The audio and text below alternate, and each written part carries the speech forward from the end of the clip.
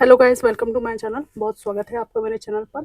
Collective timeless reading कर रही हूँ। आपके पड़ोसी आपके बारे में क्या सोचते हैं, क्या कुछ ये लोग दिमाग में सोचते हैं आपके बारे में, क्या चलता है इनके मन में आपको लेकर। कलेक्टिव टाइमलेस रीडिंग है। Divine ancestor master spirit guide मेरे व्यूअर्स के लिए मैसेजेस दीजिए कि इनके पड़ोसी इनके बारे में क्या सोचते हैं।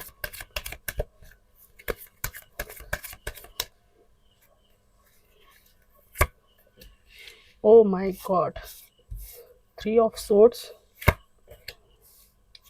The fool, hierophant, 9 of swords, 5 of swords, the high priestess, 4 of cups, 7 of cups।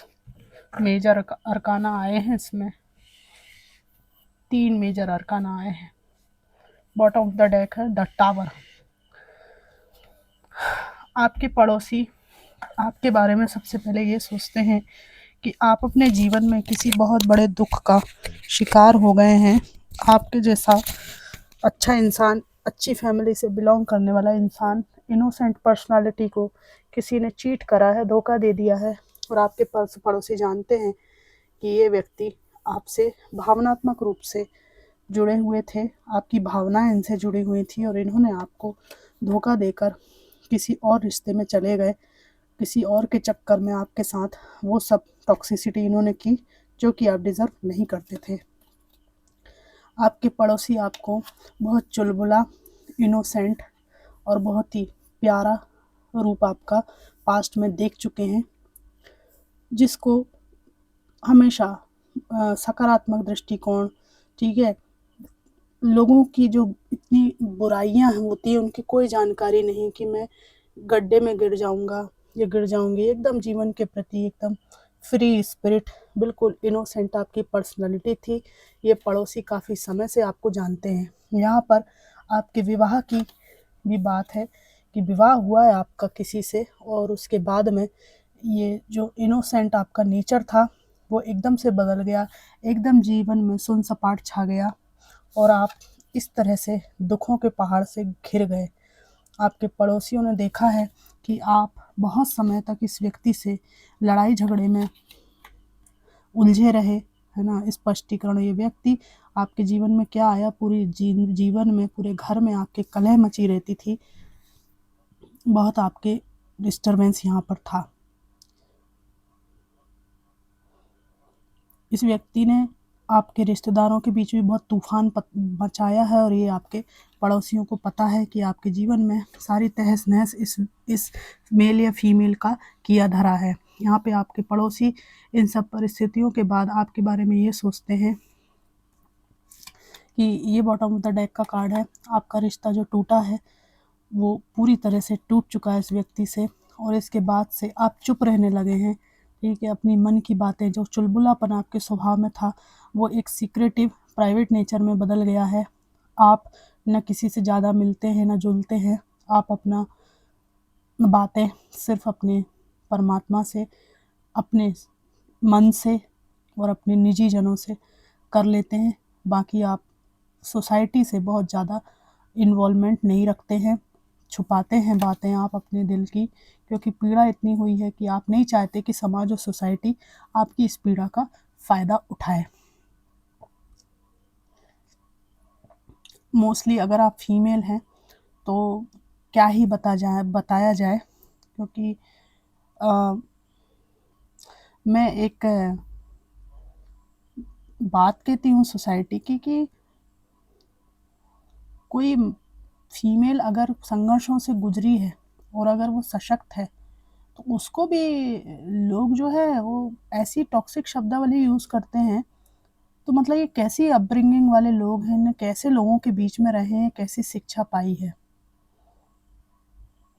एक रील चल रही थी यूट्यूब पे, शक्तिमान का फीमेल वर्जन, ठीक है, अच्छी खूबसूरत लड़की एआई से बनी हुई थी या जो भी था, पर्सनालिटी शक्तिमान की ड्रेस पहनी हुई थी। तो उसको जितने भी कमेंट आए वो ये थे कि ये है असली शक्ति माल।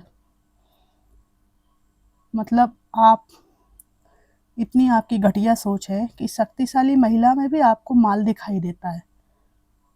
ठीक है, नाजुक महिलाएं हैं, कोमल लड़कियां हैं, छोटी बच्चियां हैं, उनमें तो आपको माल दिखाई देता ही है। शक्तिशाली महिलाओं में भी आपको माल दिखाई देता है। तो मतलब कैसी परवरिश हुई है आपकी। इससे तो वो जानवर अच्छे, है ना, जो जज नहीं करते किसी को, जिनकी निर्दोष आंखें होती है। आपको फीमेल्स में माल दिखाई देता है। तो चमड़ी के अलावा भी कुछ दिखाई देता है कि नहीं दिखाई देता है। उनकी आत्मा, है ना, उनका हृदय, उनकी भावनाएं, ये कुछ दिखाई देता है कि नहीं दिखाई देता है। कि सब जगह माल ही माल दिखाई देता है। ये समाज में मानसिकता में परिवर्तन ही बहुत ज़रूरी है। जो आपका मानसिकता है, जो आपका दृष्टिकोण है, अपने को ऊंचा और दूसरे को नीचा फील कराना। भाई, फीमेल को एक अलग शरीर दिया क्योंकि वो जनती है। ठीक है, वो, उसके पास सृजन शक्ति है, उसके पास वैसे ही स्ट्रक्चर बनाया गया है जो एक शिशु को कुछ प्रोवाइड करा सके। ठीक है ना, इसलिए उसको स्तन दिए गए हैं, इसलिए उसको गर्भ दिया गया है। आप उससे, उसको कमतर कैसे आप बता सकते हो। उसके पास जो एबिलिटी है, आपके पास है क्या? जो उसकी एबिलिटी को आप उसको टॉर्चर करने के हथियार के रूप में इस्तेमाल करते हो। ये कैसा समाज है, ये कैसा अहंकार है। और फीमेल को कभी भी, महिलाएं पुरुषों के समान है, बराबर है। मैं इस भ्रांति में विश्वास नहीं करती। महिलाएं पुरुषों के बराबर नहीं है। कोई पुरुष नहीं कहता कि मुझे महिलाओं के बराबर बनना है, कंधे से कंधा मिला के चलना है। महिलाओं के लिए कहा जाता है, महिलाएं आजकल पुरुषों से कंधा मिलाकर चल रही। क्या जरूरत है तुम्हें कंधा से कंधा मिलाकर चलने की? भाई, आपका गुण धर्म अलग है। किसी का, जैसे अब दो चीजें हैं, नमक है और शक्कर है। नमक का गुण धर्म अलग है, उसकी क्वालिटीज अलग है, शक्कर की अलग क्वालिटीज हैं।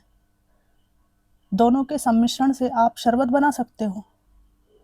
ठीक है, ORS वाला वो जो बच्चों को पिलाया जाता है, वो घोल बना सकते हो आप। लेकिन आप नमक को शक्कर करने की कोशिश करो, शक्कर को नमक करने की कोशिश करो। खैर, मेल को तो फीमेल करने की कभी कोशिश की नहीं जाती, क्योंकि फीमेल को तो कमज़ोर समझा जाता है। मेल्स को कभी नहीं कहा जाता कि आप फीमेल्स की बराबरी करके दिखाओ। फीमेल्स को एक टारगेट दे रखा है, तो क्यों आपको ये टारगेट पूरा करना है? आप स्वयं में परिपूर्ण नहीं है, स्वयं में आप समर्थ नहीं है। आपका अपना गुणधर्म है, उसमें आपको खुश रहना है। दूसरे के गुणधर्म नहीं अपनाने हैं आपको। जो हमारे समाज में शिक्षा है, वो बिल्कुल उल्टी शिक्षा दी जा रही है, बिल्कुल उल्टी शिक्षा। अरे, आपका एक व्यक्तित्व है, उस पर गर्व करना सिखाना चाहिए ना एक बच्ची को बचपन से। आपका जो व्यक्तित्व है उसकी इज्जत करना सिखाना चाहिए। और दूसरे का जैसा व्यक्तित्व है, जिस भी फॉर्म में है, वो मेल फॉर्म में है तो मेल की मेल फॉर्म में इज्जत होनी चाहिए, फीमेल की फीमेल के फॉर्म में पूरी इज्जत होनी चाहिए। किसी को किसी के जैसा बनाने पे क्यों तुले हुए है ये समाज? बड़ी अजीब बातें हैं ये। तो आपके यही है कि जब मुझे इस तरह ही जज किया जाएगा, जो मैंने बातें करी, है ना, क्योंकि मेरे पर्सन मेरे साथ नहीं है, तो मुझे जो जैसा चाहे वैसा मन मुताबिक जज करेगा, तो मैं क्यों इस सोसाइटी में इन्वॉल्व हूँ, है ना। कई बारी तो बहुत सारे इनोसेंट्स व्यक्तित्व को, बहुत सारे मासूम लोगों को ये सोसाइटी टारगेट करती है। कुछ भी नहीं किया उन्होंने, सोसाइटी का कुछ भी नहीं बिगाड़ा, लेकिन उनको टारगेट करके उनके जीवन को नरक बना देती है। और जहाँ अपनी बेटी की बात हो, अपने पुत्र की बात हो, तो आप लठ लेके खड़े हो जाते हो। दूसरे की बेटी हो, दूसरे का बेटा हो, तो आप उसको त्रस्त करने में कोई कसर नहीं छोड़ते। ये कैसे दो पैमाने हैं? ये पैमाने बदलने पड़ेंगे, तब जाके कोई बच्ची या बच्चा आजीवन शांति से खुश रह पाएगा, इस सोसाइटी को अपना समझ पाएगा। पहले सोसाइटी के लोगों को उसको संरक्षण, सहायता और सही दृष्टि से देखना होगा।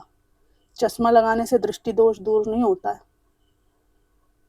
दृष्टि दोष अंतर मन में जो विचार हैं उनको सही करने से होता है।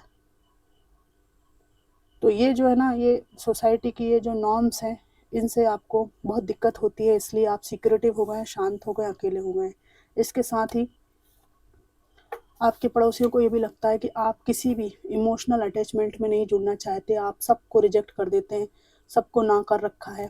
मे बी आपके पास में इस धोखे के बाद कुछ रिश्ते भी आए हों, है ना, शादी वादी के लिए या पुनर्विवाह के लिए, सेटलमेंट के लिए, लेकिन आपने, मेल हो चाहे आप फीमेल हो, आपने मना कर दिया, क्योंकि ये जो धक्का आपको आपके पर्सन से मिला है ना, जो ये फीमेल या मेल आपको जो भी धोखा दे के गई हैं, वो आपको बर्दाश्त अब नहीं होगा अगर कोई दोबारा ये आपके साथ में करे। आपके मन में ये बात है कि अगर मुझे कोई अपने जीवन में चाहता है तो मतलब से ही चाहता होगा, क्योंकि जिसको आपने चाहा वो बेमतलब के चाहा, बिना किसी फ़ायदे के चाहा, और वो व्यक्ति आपको अपने मतलब के लिए छोड़ के निकल लिया, वॉक अवे करके चला गया। यहाँ पर आपके पड़ोसियों को ये लगता है आपके बारे में कि चाहे कुछ भी हो जाए, लेकिन आपके दिल को कोई चीज़ फुलफ़िल नहीं करती, और अब आपको किसी भी स्थान से कोई अटैचमेंट नहीं रह गया है। आप कोई भी भूमि का टुकड़ा हो जहाँ पे आपको सही से ट्रीट नहीं किया जा रहा हो, वहाँ से आप चले जाएंगे। एक सन्यासी जैसा जीवन आपका हो गया, आपका मन जो है वैसा हो गया है, फट गया आपका मन, ऐसा आपके पड़ोसियों को लगता है। ऑलवेज ऐसा लगता है आपके ऑरा से कि आप ना बैग तैयार करके ही बैठे हो, ठीक है, कब निकल जाओगे यहाँ से, बस रेडी हो आप जाने के लिए। नई अपॉर्चुनिटी मिली और आप बेटर अपॉर्चुनिटी की तरफ गए, आपको किसी से कोई ममत्व नहीं रह गया है। आपके पड़ोसी, आप अगर जॉब में हैं तो सोचते हैं कि आपके पास सब कुछ है, पर एक पर्सन, उसको आप चाहते हैं और मिस करते हैं। आपके पड़ोसी ये भी सोचते हैं कि आपके जीवन में एक ऐसा व्यक्ति जो हमेशा टॉक्सिक पैटर्न ही लेकर आता है, ये व्यक्ति हो सकता है कि आपसे मिलने भी आता हो आपके घर, ये व्यक्ति से आपके बहुत विवाद होते हैं, बहुत लड़ाई झगड़े होते हैं, और उस दौरान आप भी बहुत तेज बोलते हो, ये भी तेज बोलते हैं, विवाद होते हैं यहाँ पर। तो आपके घर में लड़ाई झगड़े की आवाज़, विवादित स्थिति कुछ लोगों के जीवन में हो सकती है, जो कि आपके पड़ोसी जानते हैं। आपके पड़ोसी ये सोचते हैं कि आपके पास पहले काफ़ी पैसा था, और ये जो टॉक्सिसिटी हुई है आपके जीवन में, मे बी आपने इस व्यक्ति को कुछ उधार दिया था, और मे बी कुछ ऐसा मामला हुआ है जिसमें आपका कुछ पैसा बहुत ज़्यादा खर्च हो गया है। इसकी भी यहाँ पर बात है कि आप थोड़े से फाइनेंशियली भी परेशान रहे हैं बीच में किसी पड़ाव के। जब ये व्यक्ति आपके जीवन में था, उस चीज़ से उबर कर बड़ी मुश्किल से आप 10 ऑफ पेंटिकल्स तक पहुँचे हैं, अच्छी स्थिति आपकी हुई है। आपके पड़ोसी ये भी सोचते हैं आपके बारे में, अगर आप ओल्ड एज ग्रुप की तरफ हैं, कि आप बहुत ही ज़्यादा एक बॉसी एनर्जी के हैं, डोमिनेटिंग आपको समझते हैं, और आप अपने घर के मुखिया हैं अगर, तो ये लोग सोचते हैं कि आपके रहते ये कभी भी तिरछी आँख से भी घर की तरफ नहीं देख पाएंगे। ये उन लोगों के लिए है जो घर के मुखिया, एम्परर की एनर्जी में हैं। आप में से कुछ लोग घर के संरक्षक हैं, और आपकी उम्र में यहाँ पर 40 से 50 के बीच में है। तो आपके पड़ोसियों को आपका बहुत दबदबा है अड़ोस पड़ोस में। ये इस एनर्जी से, ये टॉक्सिक एक्स और ये सब एनर्जी से इतर यहाँ पे ये आपकी पर्सनालिटी आई है। आप मेल फीमेल कोई भी हो सकते हैं, घर के मुखिया हैं, ओल्ड एज की तरफ जा रहे हैं, 40 से 50 की उम्र है, बहुत भयंकर दबदबा है आपका। पड़ोसियों को आपके घर में कुछ भी उंगली करने से, झांकने से डर लगता है ना। बहुत सोच समझ कर आपके घर में ये बोलते हैं, कम बोलते हैं, और आपको इज्जत की नज़र से भी देखते हैं, क्योंकि आप अपने थॉट्स में बिल्कुल क्लियर हैं। बहुत क्लियर हैं। आपके पड़ोसी आपके बारे में ये सोचते हैं कि पहले से आपने अपने जीवन में बहुत परिवर्तन किया है, समय आपका बहुत चेंज हुआ है। आप में से कुछ लोगों के ऐसा भी है कि पहले आपका घर जो था वो जर्जर था, उस प्लॉट पे आपने पुनर्निर्माण किया है, वो घर तोड़कर, ठीक है, पूरी तरह से हटा के पुनर्निर्माण किया है। और उसके बाद से आपका एक अलग ही जलवा है, क्योंकि यहाँ पर ऐसी भ्रांति थी कि आपकी कमज़ोर स्थिति है तो आप कभी भी इस जर्जर मकान को पुनर्निर्माण नहीं कर पाएंगे। पर आप ठहरे एम्परर, आपने सबका मुंह बंद कर दिया है और बढ़िया से आप रह रहे हैं जैसे दूसरे पड़ोसी रह रहे हैं। तो ये थी कलेक्टिव टाइमलेस रीडिंग, आपके पड़ोसी आपके बारे में क्या सोचते हैं।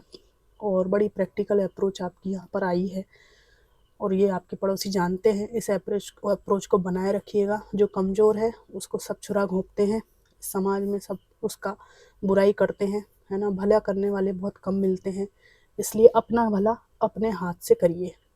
ये थी कलेक्टिव टाइमलेस रीडिंग। कैसी लगी, कितनी मैच करी, ज़रूर बताइएगा। Thanks for watching.